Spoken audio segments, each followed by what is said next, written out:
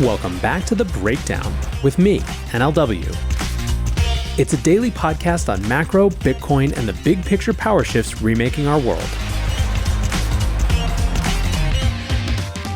What's going on, guys? It is Friday, October 24th, and that means it's time for the Friday Five. Before we get into that, however, if you are enjoying The Breakdown, please go subscribe to it, give it a rating, give it a review, or if you want to dive deeper into the conversation, come join us on the Breakers Discord. You can find a link in the show notes or go to bit.ly/breakdownpod. All right, friends, we have a bit of a Friday Five for you here today, including me giving you my absolutely 100% unfiltered thoughts on this CZ Pardon situation. So if you are interested in that, let's waste no time with the intro and dive right in. Thank you for joining us today for the Friday Five. What's up? We're a little late, and it's my fault this time. We didn't send you a link. Listen, I didn't even ask for the link until 9:05, so, blame. No, that 9:05 is early for a Friday Five. Our wheelhouse is like 9:06 to 9:08, so 9:10 is tragically late, unfortunately.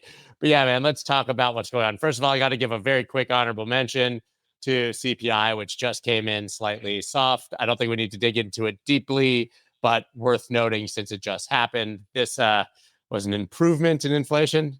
I love that, inflation going up, but not as bad maybe as some strange consensus for no reason. Apparently that's good for markets. And then the White House immediately said probably no inflation data next month. Yeah. Listen, I will take better than expected slightly going up at this point. Yeah. We'll take it. Let's not look a gift horse in the mouth when we have so many things that we have to deal with already.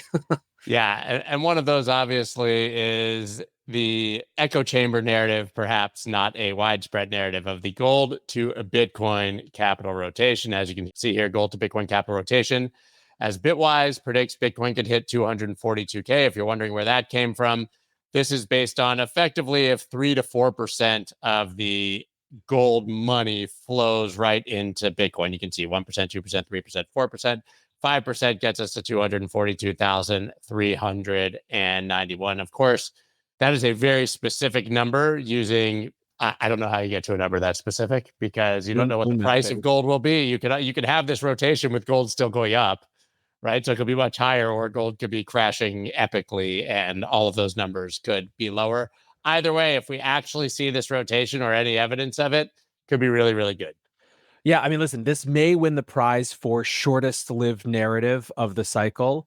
I think it was Monday evening, a bunch of people got really excited about this. And then Tuesday for like 37 minutes, it looked like it was happening. And then all the charts, it was like, what's going one way? What is happening? Uh-huh. And then Bitcoin went up for 6 hours and dumped right back to the same price. Yeah. I mean, look, I think that, like, to the extent that you're moving beyond the very specific, that specific moment, which I thought was actually kind of funny this week. They have been tracking that Bitcoin has followed a few months behind, pretty closely. And so they're wondering if that's setting us up for another sort of big leg up.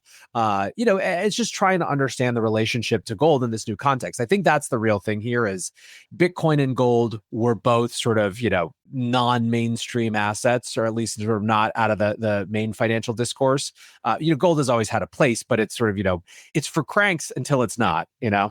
And so I think everyone's just trying to figure out what Bitcoin's new relationship with gold is as they try to figure out where gold goes next. What I love is I've seen some of the same people celebrating the gold to Bitcoin rotation, but in the same breath, excitedly talking about how Bitcoin follows gold by 90 days or 120 days. And if you believe gold is crashing, that means we have 90 to 120 days until Bitcoin tops and crashes. So not something to celebrate either. We're threading a real needle here between all the gold Bitcoin narratives. Yeah, well, there is no one, and I will be proud of this till I die, who's better at finding the positive side of two negative narratives like this community. We have that on lock. I would also say that in many cases, we can find the negative side of infinite positive narratives. But that's mostly about people. We just find the negatives about people. The narratives can be fine. That's true. So listen, let's talk about something that also requires a bit, I think, of cognitive dissonance or bipolarity. We got the Fed Explorers payment account that can pull crypto into the heart of U.S. finance. Of course, those who watched with us, we had Waller here saying that crypto is woven into the fabric of the payment and financial system. The TLDR is that we had a full thing from the Fed here basically talking about payments and crypto's involvement in that system, which, I mean, just very hard to have on your bingo card at any point in the past. And then taking it a step further and saying the activities that the Fed has participated in with Operation Choke Point 2.0, not giving the custodian banks of the world Fed master accounts, jumping way past that and saying, hey, stable coins, you can now likely connect directly into the Fed settlement system. Yeah, the sort of layer one good news of this is just the continued sort of shift in rhetoric, especially with one of the folks who's potentially being tapped as Jerome Powell's replacement. That's nothing but good, nothing but bullish there. A kind of continuation of some of the rhetorical themes that we've seen. The big thing is this idea that they're actually looking into a way for not just crypto, but a much wider set of fintechs and financial institutions to have access to, some moderated version of Fed rails, not necessarily giving them access to all of the same facilities that are able to be accessed by big banks and, existing kind of large lenders. But I think that it makes sense for the Fed just to be in kind of a constant revision and review mode about whether there are new types and categories of actors in the financial system that need access to those rails as well, right? Like, it doesn't matter how much the bank lobby screeches, there are new categories of players that are encroaching on their turf.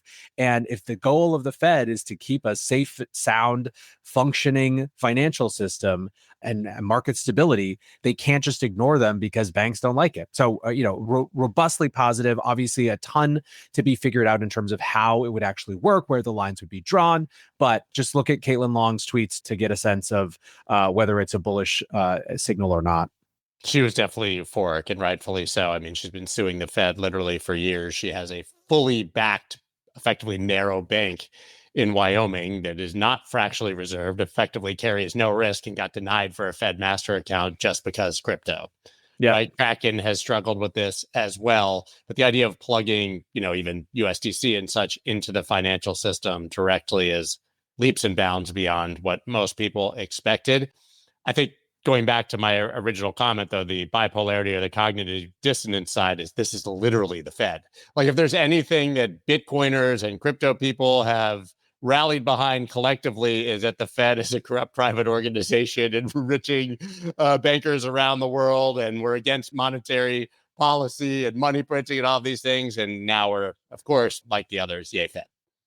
Yeah, I mean, you gotta infiltrate though. It's sort of build it from within. Plus, from the outside world's perspective, it's one monolithic industry. Obviously, we know inside it that it is a wide array of different people and different No. stakeholders with different perspectives on this. I mean, Bitcoiners alone are having a civil war right now about cores and knots and forks and spoons. I don't know because I can't. But yeah, I mean, to your point, there's the most disjointed quote unquote community you could possibly find. But we do Yeah, rally against things like Elizabeth Warren and, you know, it's by design. I mean, it is an extreme version of free market democracy in some way, where it's supposed to be messy. The less mess there is, the more centralized it is. So, it's one of the reasons that although it feels caustic sometimes, these things are actually features, not bugs. And it doesn't mean that everyone has to participate in every discussion, obviously, but it's designed to be a place where loud voices are sort of the idea. So, I always have to remind myself of that, particularly when it gets real frenetic. absolutely. And, as we have in the title here, Bitcoin and crypto dominating Washington, this is one of the big stories along those lines. As the shutdown drags on, don't really know how that part is relevant, but Democrats talk with crypto CEOs. Brian Armstrong obviously made comments that he believes that they have enough people on board to get market structure done by the end of the year. But it sounds like it wasn't as peaceful and kumbaya of a meeting as many viewed from the outside. According to this, sources claim U.S. crypto policy meeting had heated exchange. Senator Gallego, Democrat from Arizona, per two sources familiar, told the crypto CEOs, I'm really pissed about what happened last week. Don't be an arm of the Republican Party. They use you all and your megaphones to us. That is a sitting United States senator saying that, apparently with maybe cameras and mics on. So what is going on here? I mean, this is one of those situations that's enormously difficult to know from the outside. So it is certainly the case that this was not a kumbaya. It was a heightened emotion meeting for sure. Kristen Smith, basically reputable sources who were there, like Kristen Smith, formerly of the Blockchain Association, now of Solana Policy Institute, made it clear that was tempers running high. However, a lot of the other folks have also kind of come out after the first wave of coverage and basically said that the tension part was way overblown because it was a hot story, and that there was actually still much more productive room. And so those comments that you just read were the specific kind of like the hot button comments. And on the one hand, I got a little feisty about this on my show, and I basically said, You you did. guys stop trying to sneak in backdoor bans of entire segments of the industry, and we'll stop leaking your dumb your dumb proposals. You know what I mean? Like, come on, man. But at the same time, here's the other read, though. If you want to be generous and give them the benefit of the doubt, which at this point I would not forgive anyone for not giving the Democrats the benefit of the doubt when it comes to crypto policy. But if you want to be generous, you've got a set of Democrat senators who are desperately in the minority in their party, who are trying to find a way to talk about threading a needle, My and God. we haven't even talked about, as the president pardons CZ, these senators are trying to find a way to have enough cloud cover to themselves support something, and then also get just enough folks on board that this can move through. And so I think that there's the other way to read his frustration is basically like, look, dudes, we are trying in a very difficult situation. And I know that the party isn't great for you, but like, if you just basically, the other way to read this is he's saying, if you turn it into a just Republican thing, if you lean as the industry all the way into the partisanship of this, it just means that no Democrats are going to be able to get behind it. So I think that there's a different way to look at that frustration. Again, if you're inclined to give benefits of the doubt here, but at the end of the day, stop sneaking backdoor bans into your bills, and then we'll stop being mad about it, man. Yeah, I mean, this had such tailwinds. It seemed like a slam dunk before that letter from these effectively same 11 senators kind of undermined the entire thing. Right. So I guess it's encouraging to see them back at the table and that there are tailwinds once again and optimism that this will get done, but it's hard not to be skeptical. That said, to your point, I mean, this is just an impossibly difficult situation for them to be in. I can't imagine the pressure they're taking from the Elizabeth Warren side and such Chuck within their Schumer, own Chuck party. There Schumer ain't was that many Democratic senators, right? I mean, you're like, yeah. Chuck Schumer was at the meeting, which is if you want like, sort of like signals that don't have to do with what was said, that's a good one. yeah, I think that's a good one for sure. Actually, I very rarely listen to the All In podcast, but I saw they had an interview with Joe Manchin and listened to it while driving my kid to school. And if you want an idea of just how fundamentally broken and difficult it is to get policy like this passed, it's an incredible conversation, definitely worth listening to, because you'll remember he was kind of the one standout holdout that blocked a lot of things. And he talks a lot about the Bernie Sanders and Elizabeth Warren side and how difficult it is to deal with them. Definitely a good listen as a quick plug there. I think it came out today or yesterday, but I do give these few credit for trying to fight upstream. I really do. Yeah. It would be like I said, it would be a reasonable position at this point to say, I'll believe it when I see it, and just sort of say, I'm done with that entire side of the aisle. But the people who are trying to do stuff in Washington don't have that luxury. So this is what we got. This is what we got to deal with. And, we are staring down the barrel of another election cycle that could change things Yeah. dramatically. So, And once again, as hard as it is to cheer politics when it comes to crypto, it's really important that we get the Clarity Act passed in some form, because it will not last forever. This Goldilocks moment we have for the industry in the United States on executive orders and grand statements. We have to see it no, we need codified into law so it can't be immediately reversed, and it will be. we need things that get policy locked in, that make it hard to change, and that allow for other institutions that don't give a fig about us one way or another to come participate in the market, such that it becomes even more hard to reverse. Like, that's the game. And I still think as many companies and crypto natives have returned to the United States, there's still a skepticism that it will remain this way. So I don't think that we've gotten all the companies back that left, Hell no. or that we have near any level of certainty that you are safe to build. No, absolutely not. I can't imagine at this stage going all in on the US. It would be nuts. Legacy internet and infrastructure are brittle. Plagued by downtime, coverage gaps, and outdated financing models, communities and builders are left behind while capital sits locked out. Althea is changing that. Since 2018, their technology has powered resilient, sustainable networks across the US and abroad. With Althea L1, they built the world's first blockchain purpose-built for utilities and telecom, turning infrastructure into a transparent, investable asset class. Through Liquid Infrastructure, networks can now be financed in real time, operated more efficiently, and scaled to meet the $3 trillion telecom and utilities market. This is fintech for infrastructure, connecting capital directly to builders and returning revenue seamlessly to funders. No middlemen, no bottlenecks, just sovereign, resilient infrastructure that works for people, communities, and investors alike. Learn more at althea.net and find them on Kraken to join the future of infrastructure finance. So the next story we have here, Bitcoin whales execute 3 billion ETF trades with BlackRock for portfolio benefits. Large investors leverage custom ETF creations to gain liquidity, tax advantages, and regulated exposure through BlackRock's innovative crypto offerings. Can you unpack this for me? This one wasn't particularly on my radar. Yeah, I mean, the short of this is that one of the big downward price pressures throughout this cycle has been whales selling into the market, right? We've known this for some time, and one of the reasons for that is that basically that BlackRock is enabling those whales to effectively deposit their Bitcoin and get ETF shares back, so they don't have to deal with the tax implications of selling and then converting it into it. So it's a way to get more sort of traditional financial market liquidity and all the benefits that come with it being inside the traditional system without sort of having that big tax hit. This is something that we've known has been going on. It's been well followed. In fact, it's been one of the biggest sort of downward price pressures throughout this cycle. And this is just sort of confirmation about how much of that has happened. BlackRock came out and basically said that it's about $3 billion worth at least have done that. Yeah.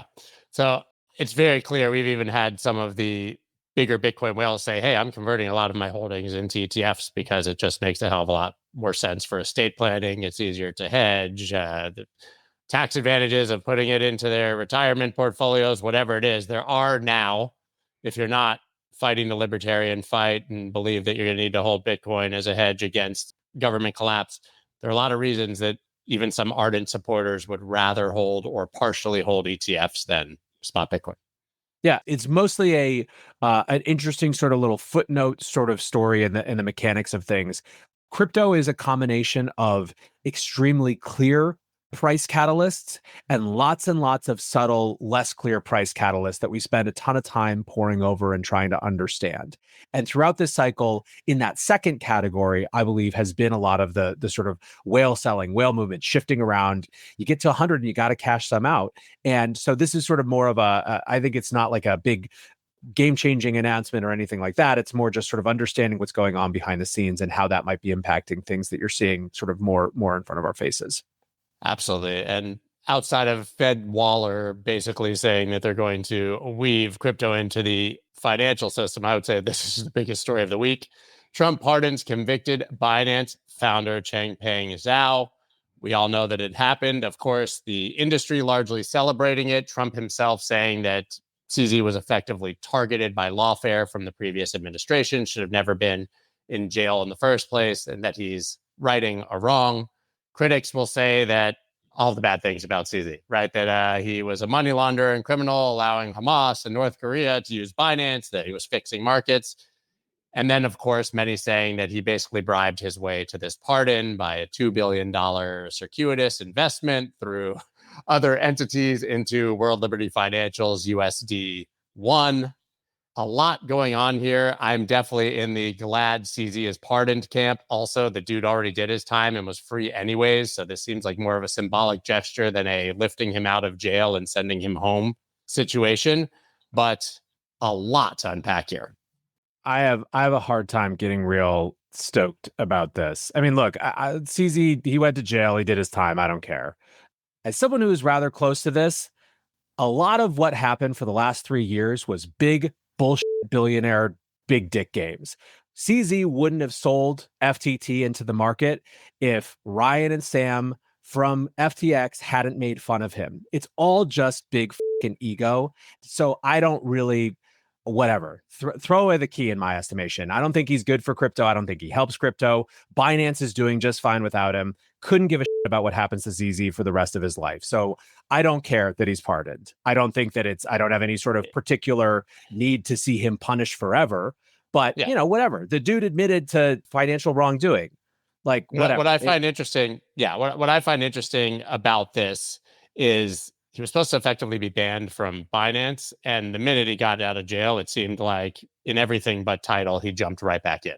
And I don't know how that happened, and maybe that's what the pardon allows. I haven't dug into the mechanics of it. That's what it allows for. And again, I don't even particularly care. Like CZ's very good at running Binance. I don't mind that. I think it's a big useful. I think it's been a net positive institution when it comes to crypto adoption around the world.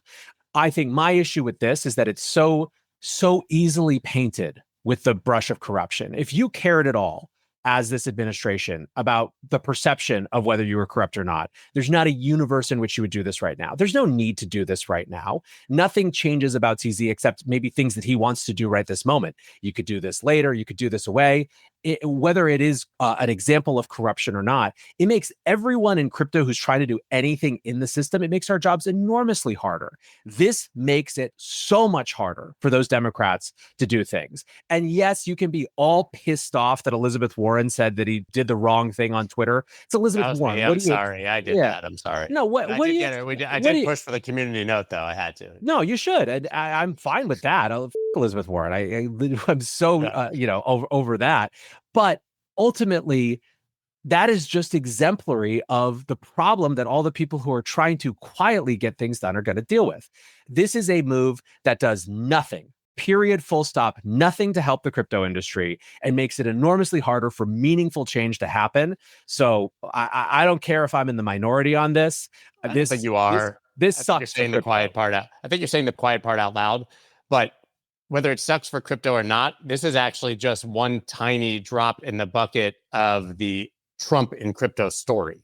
Yes. Right? It's the bigger story. Well, I'm just saying, like World Liberty Financial, Trump meme coin. I'm just saying, like, but people already believe it's a grift in crypto with him. So it's just reinforcement to those critics, obviously. It's a whole different level to pardon criminals, which is what the rest of the world sees. That's a next level. Like it is, I think it is meaningfully different. I got so many text messages about this yesterday when that news broke.